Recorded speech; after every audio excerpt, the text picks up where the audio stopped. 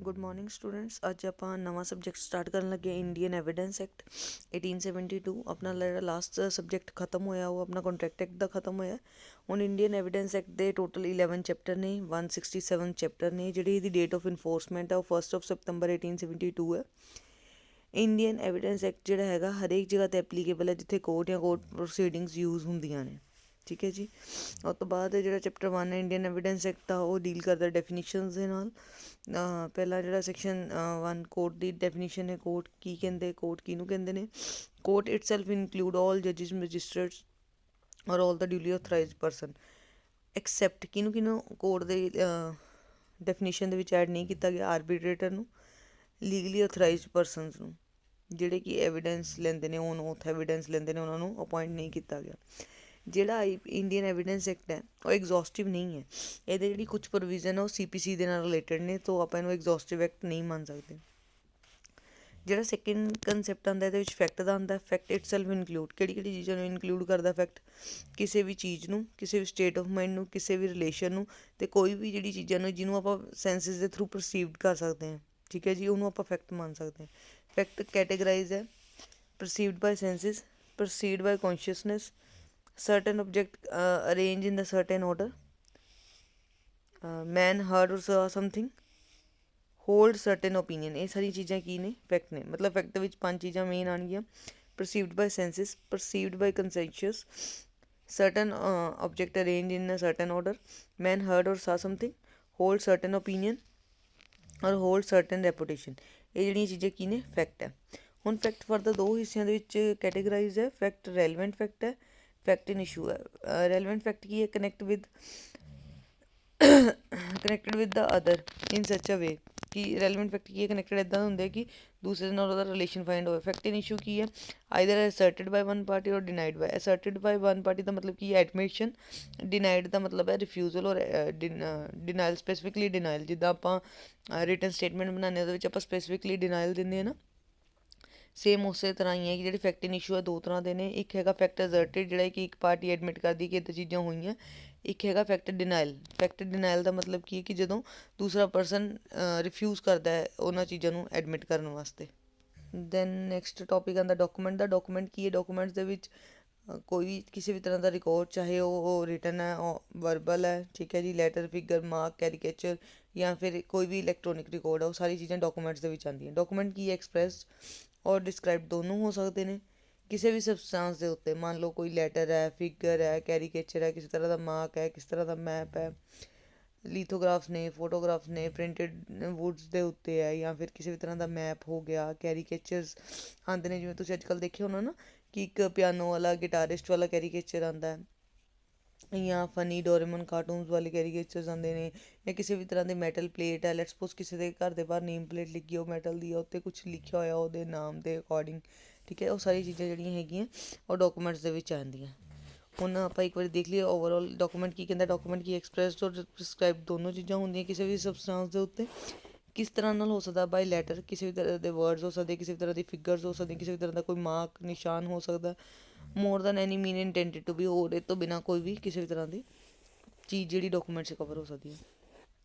Documents ਕਿਹੜੀ ਚੀਜ਼ਾਂ cover ਹੁੰਦੀਆਂ, ਲੀਥੋਗ੍ਰਾਫ, ਫੋਟੋਗ੍ਰਾਫ, ਪ੍ਰਿੰਟਡ ਵਰਡਸ, ਜਾਂ ਫਿਰ ਕੀ ਹੈ ਮੈਪ ਔਰ ਪਲੇਨ। ਕਿਸੇ ਵੀ ਤਰ੍ਹਾਂ ਦੇ ਜਿਵੇਂ ਆਪਾਂ ਉਹ ਬਣਾਉਂਦੇ ਨਾ ਘਰਾਂ ਦੇ ਨਕਸ਼ੇ ਬਣਾਉਂਦੇ, ਉਹ ਵੀ ਚੀਜ਼ਾਂ ਇਨਕਲੂਡ ਹੁੰਦੀਆਂ। ਕਿਸੇ ਵੀ ਤਰ੍ਹਾਂ ਦਾ ਕੈਰੀਕੇਚਰ, ਕਾਰਟੂਨ, ਜਾਂ ਕਿਸੇ ਵੀ ਤਰ੍ਹਾਂ ਦੀ ਇਨਸਕ੍ਰਿਪਸ਼ਨ ਜਿਹੜੀ ਕਿ ਮੈਟਲ ਪਲੇਟ 'ਤੇ ਹੋਵੇ, ਸਟੋਨਸ 'ਤੇ ਹੋਵੇ, ਉਹ ਸਾਰੀ ਚੀਜ਼ਾਂ ਆਪਣੀਆਂ ਡਾਕੂਮੈਂਟਸ 'ਚ ਆਉਂਦੀਆਂ। ਨੈਕਸਟ ਟੋਪਿਕ ਹੈਗਾ ਆਪਣਾ ਐਵੀਡੈਂਸ। ਐਵੀਡੈਂਸ ਕੀ ਹੈ, ਕਿਹੜੀ ਚੀਜ਼ਾਂ ਨੂੰ ਇਨਕਲੂਡ ਕਰਦਾ। ਐਵੀਡੈਂਸ ਦੀ ਡੈਫੀਨੇਸ਼ਨ ਹੈ ਇਨਕਲੂਸਿਵ ਹੈ, ਮਤਲਬ ਇਹਦੇ ਵਿੱਚ ਜੋ ਦਿੱਤਾ ਉਹੀ ਚੀਜ਼ਾਂ ਨਹੀਂ। ਐਵੀਡੈਂਸ ਮੀਨ ਐਂਡ ਇਨਕਲੂਡ, ਮਤਲਬ ਕਿ ਮੀਨ ਐਂਡ ਇਨਕਲੂਡ ਵਰਡ ਯੂਜ਼ ਹੋਇਆ ਤਾਂ ਡੈਫੀਨੇਸ਼ਨ ਕੀ ਹੋਗੀ, ਇਨਕਲੂਸਿਵ, ਕੰਬਾਈਨਡ ਡੈਫੀਨੇਸ਼ਨ ਹੈ। ਕੀ ਕਰਦਾ, all the statement which court permit or require to be made before it by the witness, ਜਿਹਨੂੰ ਕੀ ਕੋਰਟ ਐਡਮਿਟ ਕਰਦਾ ਕਿ ਹਾਂ ਪਰਮਿਟ ਕਰਦਾ ਕਿ ਇਹਨਾਂ ਚੀਜ਼ਾਂ ਨੂੰ ਤੁਸੀਂ ਕੋਰਟ ਦੇ ਸਾਹਮਣੇ ਲਿਆ ਸਕਦੇ ਹੋ। ਹੁਣ ਐਵੀਡੈਂਸ ਕਿੰਨੇ ਤਰ੍ਹਾਂ ਦੇ ਹੁੰਦੇ ਆ, ਐਵੀਡੈਂਸ ਦੋ ਤਰ੍ਹਾਂ ਦੇ, ਓਰਲ ਔਰ ਡਾਕੂਮੈਂਟ ਹੈ ਐਵੀਡੈਂਸ। ਇੱਕ ਨਾ ਬੜਾ ਰਿਪੀਟਿਵ ਕੁਐਸਚਨ ਹੈ ਜਦੋਂ ਆਪਾਂ ਜੁਡੀਸ਼ਰੀ ਦੇ ਐਗਜ਼ਾਮ 'ਚ ਅਪੀਅਰ ਹੁੰਦੇ ਹਾਂ ਤਾਂ ਉਹਦੇ ਵਿੱਚ ਨਾ ਇੱਕ ਕੁਐਸਚਨ ਬਾਰ ਪੁੱਛਿਆ ਜਾਂਦਾ ਕਿ ਅਗਰ ਕੋਈ ਡੰਬ ਵਿਟਨੈਸ ਹੈ ਉਹ ਆਪਣਾ ਐਵੀਡੈਂਸ ਦੇ ਰਿਹਾ ਤਾਂ ਉਹ ਕਿਹਦੇ ਵਿੱਚ ਕਵਰ ਹੋਏਗਾ, ਉਹ ਓਰਲ ਐਵੀਡੈਂਸ ਦੀ ਡੈਫੀਨੇਸ਼ਨ 'ਚ ਕਵਰ ਹੁੰਦਾ। ਡਾਕੂਮੈਂਟਰੀ ਐਵੀਡੈਂਸ ਦੇ ਵਿੱਚ ਜਿਹੜੇ ਹੈਗੇ ਆਪਣੇ ਇਲੈਕਟ੍ਰੋਨਿਕ ਆਈਟਮਸ, ਇਲੈਕਟ੍ਰੋਨਿਕ ਡਾਕੂਮੈਂਟ, ਉਹ ਸਾਰੀ ਚੀਜ਼ਾਂ ਨੂੰ ਇਨਕਲੂਡ ਕੀਤਾ ਜਾਂਦਾ।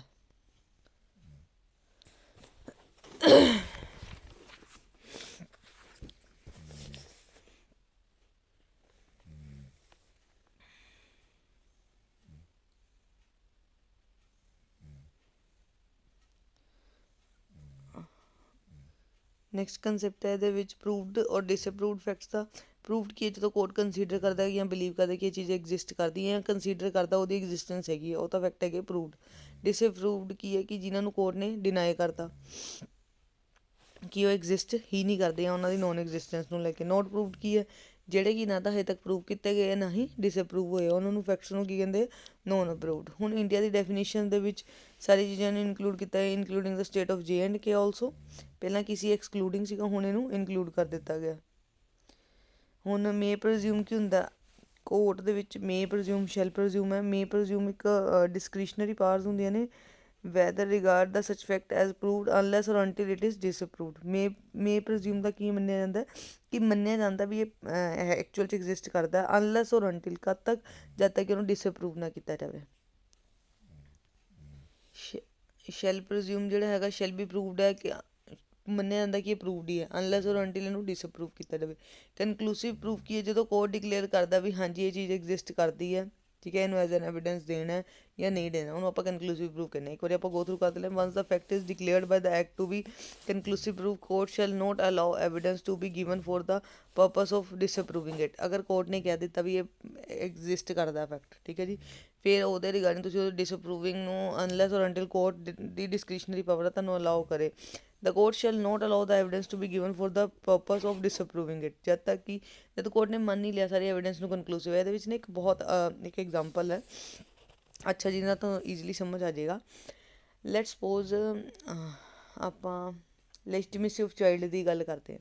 ਲੈਜੀਟੀਮੇਸੀ ਆਫ ਚਾਈਲਡ ਦੇ ਵਿੱਚ 280 ਡੇਜ਼ ਦਾ ਕੰਸੈਪਚੁਅਲ ਪੀਰੀਅਡ ਹੈਗਾ, ਕਿ 280 ਡੇਜ਼ ਦੇ ਵਿਦਿਨ ਜਦੋਂ ਡਿਲੀਵਰੀ ਹੁੰਦੀ ਹੈ, ਹਸਬੈਂਡ ਵਾਈਫ ਦੇ ਵਿੱਚ ਰਿਲੇਸ਼ਨ ਔਰ 280 ਡੇਜ਼ ਦੇ ਵਿੱਚ ਡਿਲੀਵਰੀ ਹੁੰਦੀ ਹੈ ਔਰ ਹਸਬੈਂਡ ਸਬਸਿਸਟ ਕਰਦਾ ਜਾਂ ਹਸਬੈਂਡ ਵਾਈਫ ਦੀ ਰੀਚ ਤੱਕ ਅਵੇਲੇਬਲ ਹੈ, ਤਾਂ ਉਸ ਕੇਸਿਸ ਦੇ ਵਿੱਚ legitimacy of child Ki ਕਨਕਲੂਸਿਵ proof ਮੰਨਿਆ ਜਾਂਦਾ ਕਿ ਉਸੇ ਫਾਦਰ ਦਾ ਆਫਸਪ੍ਰਿੰਗ ਹੈ, ਠੀਕ ਹੈ ਜੀ, ਉਹਨੂੰ ਕੋਰਟ ਪ੍ਰੂਫ ਮੰਨਦੀ ਹੈ। ਇਹਨੂੰ ਕਦ ਨਹੀਂ ਆਪਾਂ ਇਨਕਨਕਲੂਸਿਵ ਐਵੀਡੈਂਸ ਕਦੋਂ ਨਹੀਂ ਮੰਨ ਸਕਦੇ ਸਬਸਿਸਟੈਂਸ ਆਫ ਮੈਰਿਜ ਨੂੰ ਜਾਂ 280 ਡੇਜ਼ ਦੇ ਟਾਈਮ ਪੀਰੀਅਡ ਨੂੰ, ਕਿ ਅਪਰੋਚ ਸੀ ਜਾਂ ਨਹੀਂ, ਜਦ ਤੱਕ ਕਿ ਅਦਰ ਪਾਰਟੀ ਇਸ ਚੀਜ਼ ਦੇ ਰਿਗਾਰਡਿੰਗ ਸਟਰੋਂਗ ਐਵੀਡੈਂਸ ਨਾ ਲੈ ਆਵੇ ਔਰ ਕੋਰਟ ਉਹਨੂੰ ਪਰਮਿਟ ਕਰੇ ਵੀ ਹਾਂਜੀ ਤੁਸੀਂ ਇਹਨੂੰ ਦਿਖਾਓ। ਅਦਰਵਾਈਜ਼ 280 ਡੇਜ਼ ਦੀ ਅਗਰ ਪ੍ਰਜ਼ੰਪਸ਼ਨ ਹੈਗੀ ਹੈ ਤਾਂ ਜਿਹੜਾ ਚਾਈਲਡ ਆ ਉਹ ਉਸੇ ਮੈਰਿਜ ਦਾ ਵੈਲਿਡ ਚਾਈਲਡ ਮੰਨਿਆ ਜਾਂਦਾ unless or until it is ਡਿਸਅਪਰੂਵਡ, ਠੀਕ ਹੈ ਜੀ, ਉਹਨੂੰ ਕਨਕਲੂਸਿਵ ਪ੍ਰੂਫ ਬੋਲਦੇ ਆ।